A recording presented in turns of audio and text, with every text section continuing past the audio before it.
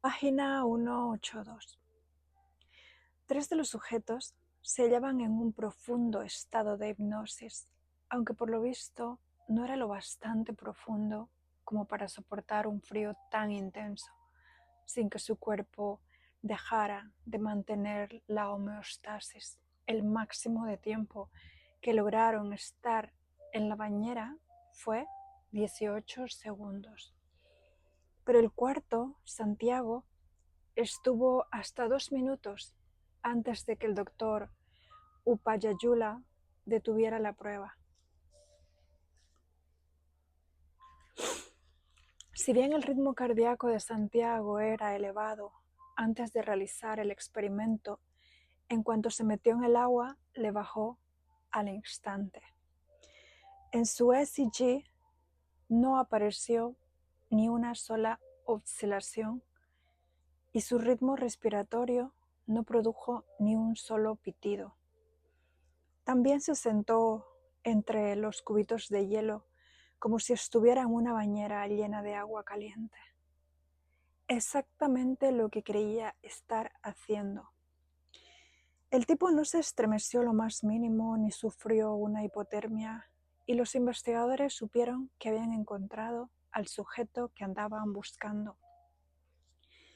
Como Santiago era sugestionable bajo hipnosis, que su cuerpo podía superar condiciones ambientales extremas durante ese espacio de tiempo y su mente era capaz de controlar sus funciones autónomas, estaba preparado para la última prueba. Los investigadores descubrieron al examinar el pasado de Santiago que se trataba de una excelente persona. Era un empleado de confianza, un buen hijo y un tío cariñoso. Sin duda no era la clase de hombre que accedería a asesinar a alguien a sangre fría. ¿Lograría Silver convertirlo en un asesino? Para que la siguiente fase del experimento fuera válida, Santiago no podía saber qué era lo que tramaban los investigadores. No podía relacionar los experimentos en los que participaba con la escena ante el hotel donde se realizaría el estudio científico como parte del plan. Como parte del plan, los productores de televisión encargados de filmar los experimentos le comunicaron que no había sido seleccionado para seguir en el programa, pero le pidieron que volviera al día siguiente para una breve entrevista de despedida. Antes de irse, le dijeron que no le volverían a hipnotizar. Santiago volvió al día siguiente. Mientras charlaba con la productora, el equipo se dedicó a preparar la escena de la calle. El doble se adhirió con cinta adhesiva, unas bolsas con sangre falsa, metieron dentro de una mochila roja un revólver de aire comprimido de Aerosoft. Produce el mismo estruendo y culatazo que los de un revólver real. Y la dejaron en el asiento de una moto aparcada junto a la entrada del edificio. Rodearon la entrada de servicio del hotel con un cordón de terciopelo y los paparazzi falsos se apiñaron en el lugar equipados con sus cámaras fotográficas y de vídeo. Dos limusinas aparcadas en la calle simulaban esperar al dignatario extranjero y a su comitiva. En la planta de arriba del edificio, Santiago respondía ajeno a todas las preguntas de su entrevista de despedida. Pero de pronto la productora le dijo que la disculpara porque tenía que ausentarse un momento. Poco después entró Silver al despacho diciendo que quería despedirse de él. Cuando le estrechó la mano, le dio un pequeño tirón en el brazo y Santiago, que a esas alturas ya estaba acondicionado para reaccionar a esta clase de señales, se sumió en el acto en un trance hipnótico y cayó desmadejado sobre el sofá. Silver le advirtió que un tipo malvado estaba abajo. Añadió: hay que eliminarlo. Nos desembarazaremos de él y tú eres quien lo hará, le dijo Santiago, que en cuanto saliera del edificio vería una mochila roja sobre una moto y que dentro había un revólver.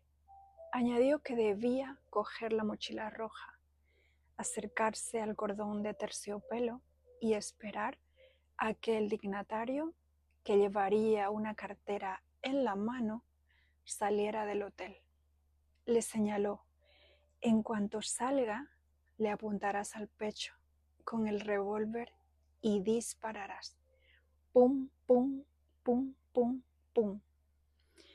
Pero en cuanto lo hayas hecho, te olvidarás por completo de todo. Por último, Silver le implantó tanto el estímulo sonoro como el físico que haría que Santiago se sumiera en el acto en un estado hipnótico, bajo el cual llevaría a cabo la sugestión post-hipnótica. Le dijo que al salir a la calle reconocería al productor del segmento y que esta persona le estrecharía la mano diciéndole: Iván, has hecho un magnífico trabajo. Silver le pidió que asintiera si iba a ejecutar lo que le había ordenado y Santiago así lo hizo. Luego Silver lo sacó del trance hipnótico y actuó como si se estuviera simplemente despidiendo de él. La productora volvió al despacho cuando Silver ya se había ido y le dio las gracias a Santiago diciéndole que la entrevista de despedida había terminado y que ya se podía marchar. Poco después, Santiago salió del edificio, creyendo que volvía a casa.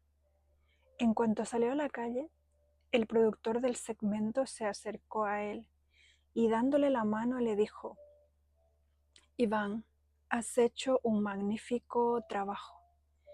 Era el estímulo que lo iba a sumir en un estado hipnótico.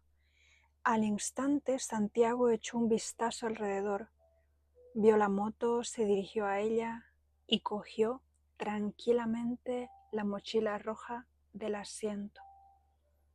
Al ver el cordón de terciopelo y los paparazzi, se acercó a donde estaban y abrió lentamente la mochila. Al cabo de poco, un tipo con una cartera en la mano salió del hotel. Santiago, sin vacilar, sacó el revólver de la mochila y le disparó al pecho varias veces. Las bolsas con sangre falsa que el dignatario llevaba adheridas bajo la camisa reventaron y él fingió caer fulminado al suelo. Silver apareció casi de inmediato en el escenario e hizo que Santiago cerrara los ojos. El doble se apresuró a alejarse mientras Santiago despertaba del estado de trance en el que se hallaba. El psicólogo Jeffrey Kieliszewski apareció en el lugar y sugirió a Santiago que le acompañara al interior del edificio con los demás para informarle de lo sucedido.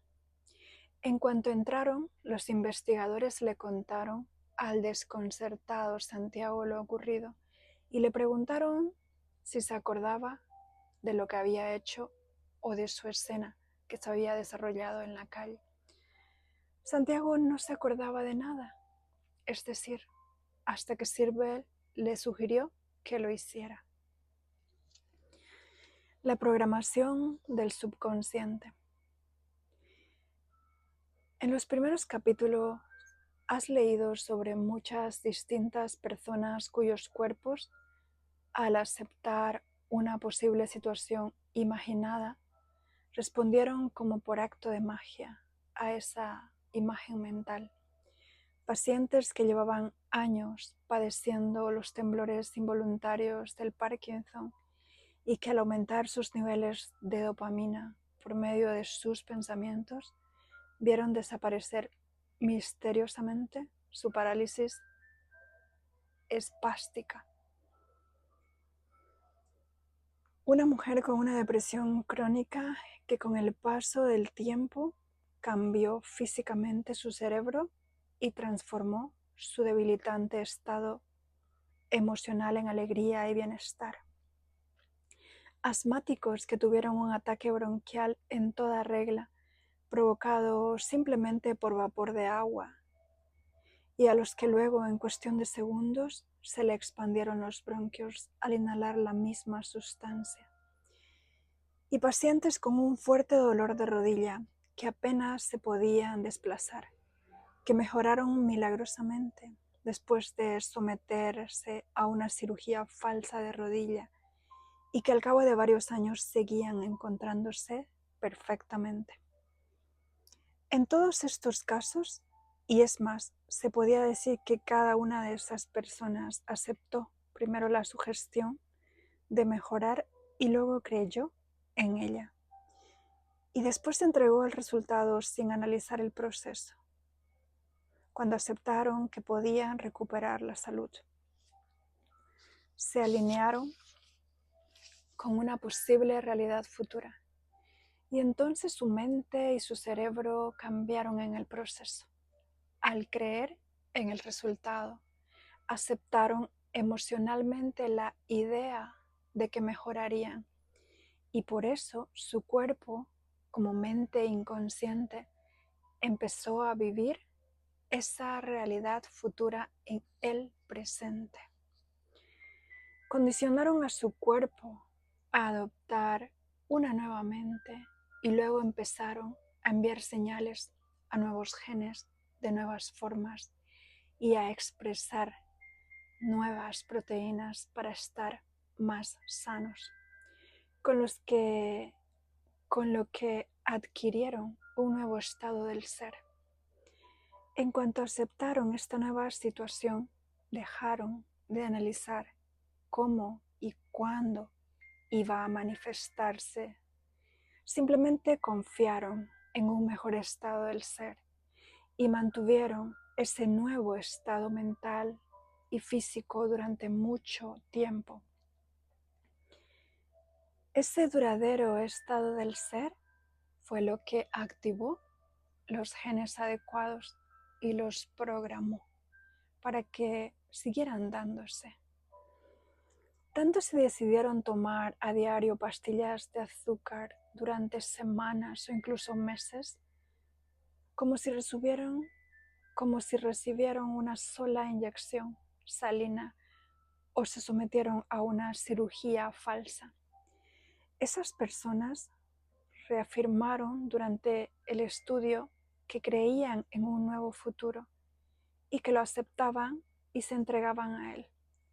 Si, por ejemplo, estaban tomando una pastilla diaria para aliviar su dolor o su depresión, la pastilla les recordaba constantemente que debían condicionar a su cuerpo, esperar curarse y asignarle un significado a esa actividad intencionada, reforzando el proceso interior una y otra vez.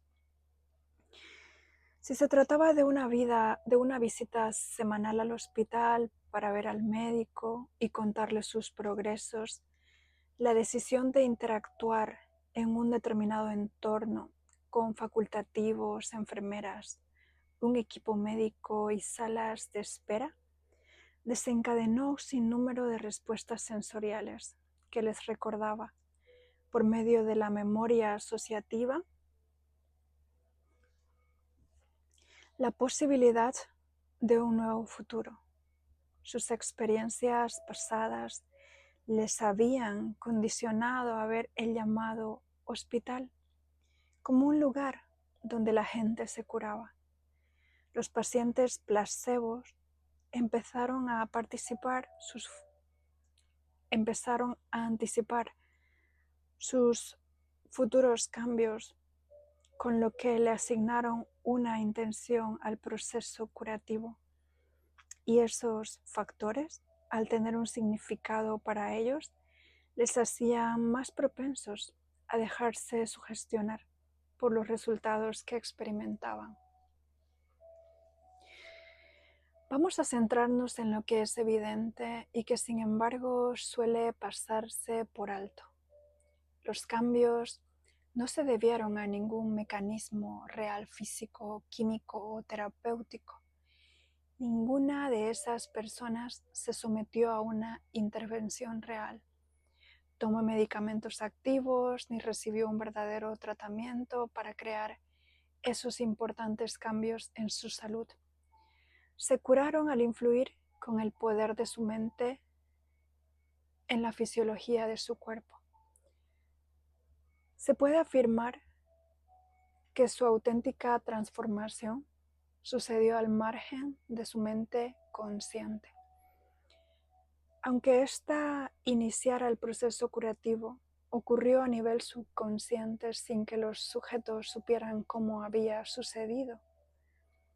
A Iván Santiago le pasó lo mismo. El poder de su mente bajo hipnosis influyó hasta tal punto en su fisiología que ni siquiera se estremeció cuando se metió en la gélida bañera llena de cubitos de hielo. Esta hazaña no la realizó su mente consciente, sino su poderoso subconsciente, alterado por una mera sugestión. Si no la hubiera aceptado, el resultado habría sido muy distinto. Además, hizo lo que hizo sin pensar en cómo lo haría. De hecho, Santiago no creía estar sumergido en agua helada, sino en una relajante bañera llena de agua caliente. El efecto placebo, por tanto, al igual que el de la hipnosis, lo crea nuestra mente al interactuar de algún modo con el sistema nervioso autónomo. La mente consciente se funde simplemente con el subconsciente. La mente consciente se funde simplemente con el subconsciente. Wow.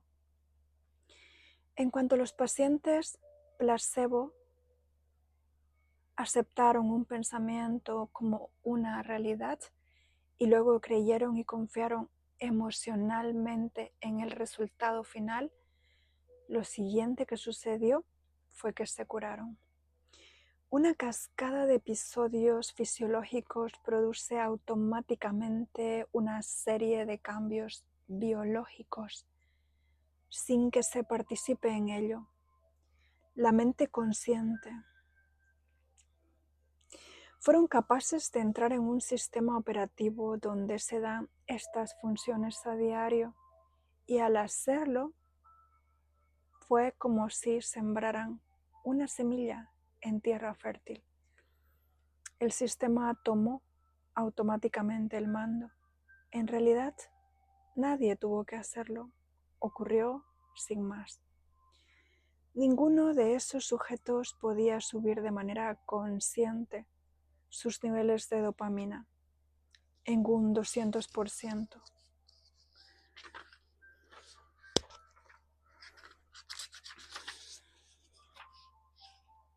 Controlar mentalmente los temblores involuntarios, fabricar nuevos neurotransmisores para combatir la depresión, enviar señales a las células madre para que se metamorfosearan en leucocitos y aumentaran la respuesta inmunitaria, ni generar el cartílago de la rodilla para reducir el dolor. Al igual que Santiago, no podía haber evitado estremecerse por más que lo intentara con su mente consciente cuando se metió en la bañera. Cualquiera que intentara realizar esta clase de hazañas habría fracasado estrepitosamente. Estas personas tenían que recurrir a una mente que ella sabe cómo iniciar esos procesos. Para triunfar, tenía que activar el sistema nervioso autónomo, el subconsciente, y asignarle luego la tarea de crear células nuevas y proteínas sanas nuevas.